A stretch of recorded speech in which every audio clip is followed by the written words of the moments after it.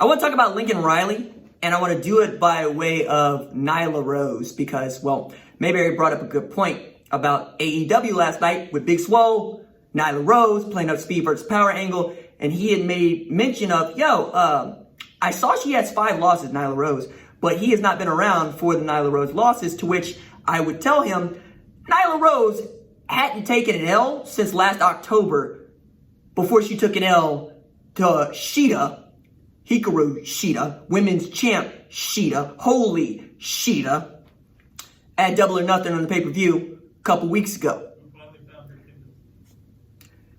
But that's kind of how Lincoln Riley has been. Basically since October, right?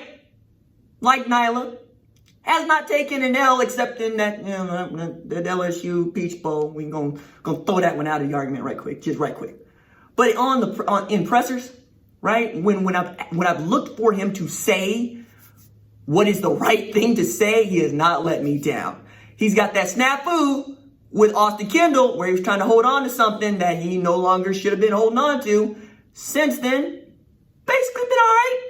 And you know that I've been pretty critical about Lincoln in years past not in years past, just like last week, because he's 0-4 in the college football playoff, despite going 12-2 in 3 consecutive seasons, right? That's the blemish. Can't get past the semifinal, even as he has not known what it is to lose the Big 12 championship as an offensive coordinator or as a head coach. And then yesterday, during his Zoom teleconference, he stacked W on top of W on top of W. First, with his full-throated support of his players and folks who are protesting for the right reasons, which police brutality is the right reason, so that we don't get that one twisted. Then saying, hey, look, we understand that the Big 12, the SEC, have said you can come back in June. The Big 10, the Pac-12 have left it up to each individual school as to when you can bring back your kids. But we're going to stick to our July 1 date. And we're going to do that for a number of reasons. But the first one is we had a plan weeks ago that we wanted to bring the kids back around July 1 because I don't need them before then.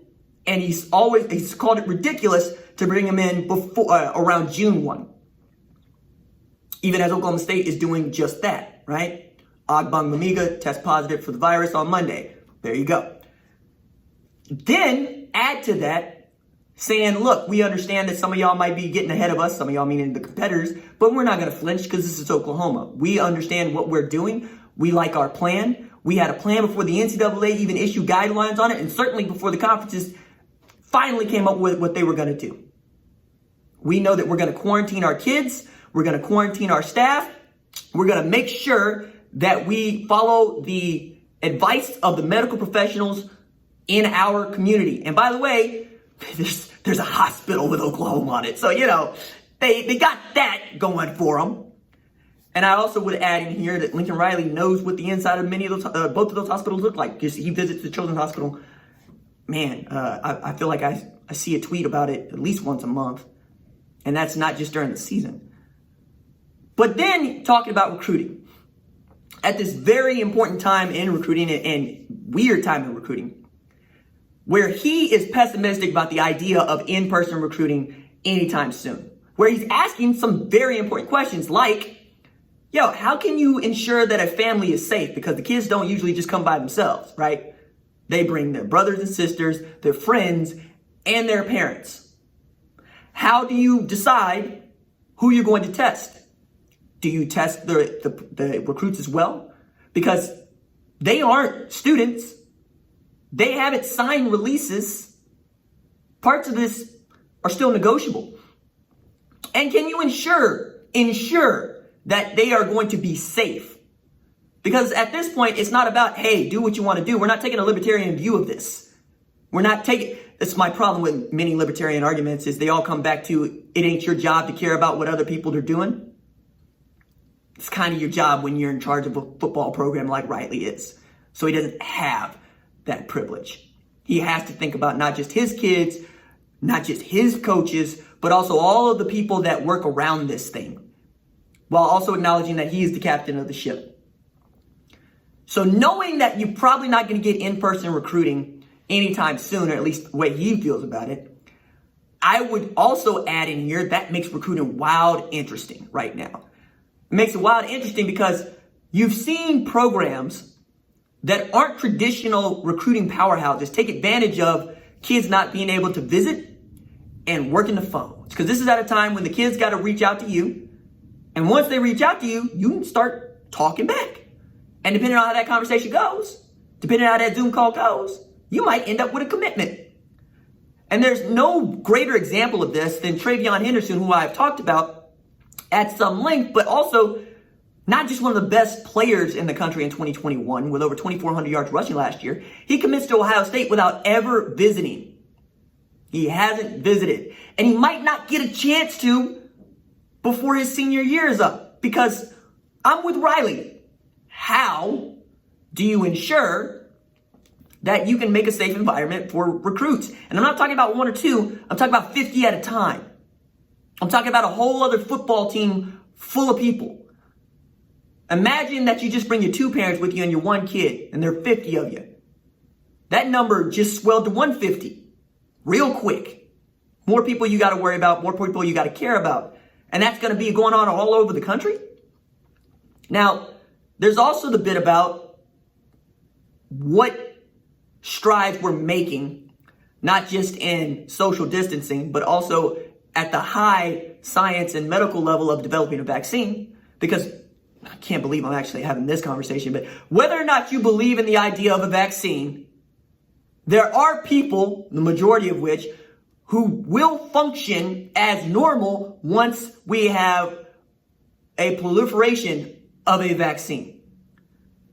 Because that's what it is, right? Then you can say, hey, cool, it's like getting your flu shot. Everybody's supposed to get a flu shot, even as people don't. You know, I worked for years without insurance and a net, so, you know, I'm getting the flu shot. It's one of the reasons I work out as much as I do. I can't afford to get sick. Like, I lose my voice, I lose everything. That's not a thing that I want to mess with.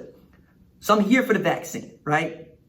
I'm here for any over-the-counter that I can get that's going to help me. But it also really helps Riley and Oklahoma that Caleb Williams' last visit, that Kamar Wheaton's last visit, were the University of Oklahoma. Okay, right before everything got shut down, he was able to get Latrell McCutcheon, Caleb Williams, Kamar Wheaton to come through. You know, the kiddos are on the Zoom calls now. And we're talking about guys like Bryce Foster, Savion Byrd, Tristan Lee, all getting in their conversations with Beatonbow. And can you imagine for one moment, it's a little fetched, but imagine a 2021 recruiting class with the top offensive tackle in Tristan Lee, one of the top offensive linemen, Savion Byrd, the best running back, Kamar Wheaton, the best quarterback, Caleb Williams, and you still got room to grow. You know, you could still get Christian Leary in the boat. You can still get Isaiah Coe in the boat. You can still get Kelvin Gilliam in the boat. And all you got to be doing is working the phones?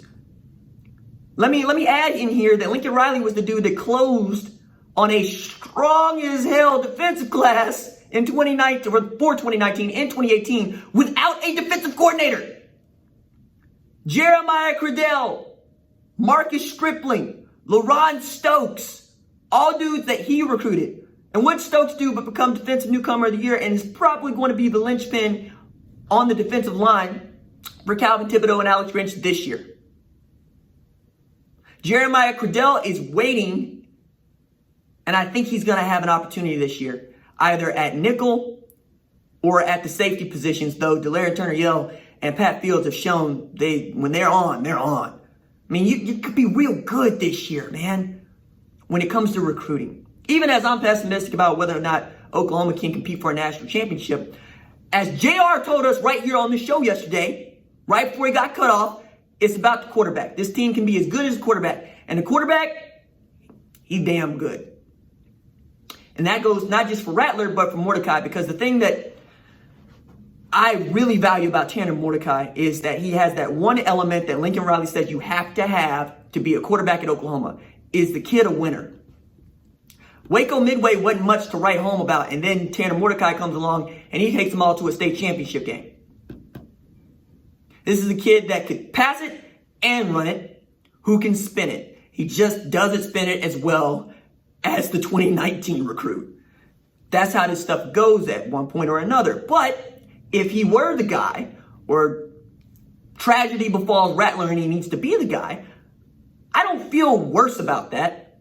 I don't feel like it's going to be as good as it could be. The ceiling gets a little lower, but that's it.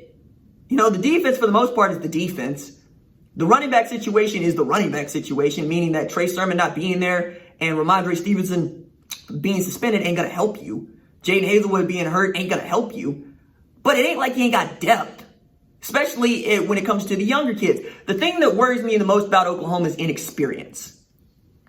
This really experienced offensive line is not going to have great experience at wide receiver or running back. So essentially the skill positions. That's what worries me. But if there's any place on an offensive side of the ball where you can do without abundance of experience, it's the skill positions.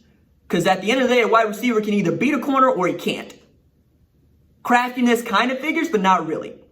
Understanding scheme kind of figures, but only as it pertains to coverage.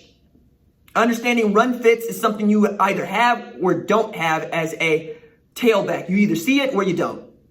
Offensive line, though, as I have been made to understand, especially by my buddy Jerry Ostrowski, who played it at the highest level for 10 years, hey man, a lot of this stuff you got to do by rep and repetition. You have to run it over and over again, and you got to run it with the same group of people because it ain't going to be run the same by everybody. One guard's going to pull different than another. One tackle's going to block down different than another. And it's really about inches. It's about how do you come off of another person? How do you do your count? How do you get to the second level? All those things matter. And with Creed Humphrey at center, returning both of his guards, Tyrese Robinson, Marquise Hayes, and returning at least one offensive tackle we all feel good about in Adrian Ely, and perhaps a left tackle, Eric Swinton, who might make the leap, but if he doesn't, Stacey Wilkins is there. Not to mention Finley Felix still ain't got a shot yet. And Bray Walker is itching to go. There's talent over there, right? But that's not ever been the issue. It's about do all the pieces come together. And one of the things that I'm learning more and more about winning championships at the highest level, national championships, is how all those pieces matter. You got to have the right coach. You got to have the right offense. You got to have the right defense. And then you got to put it all together for 15 games.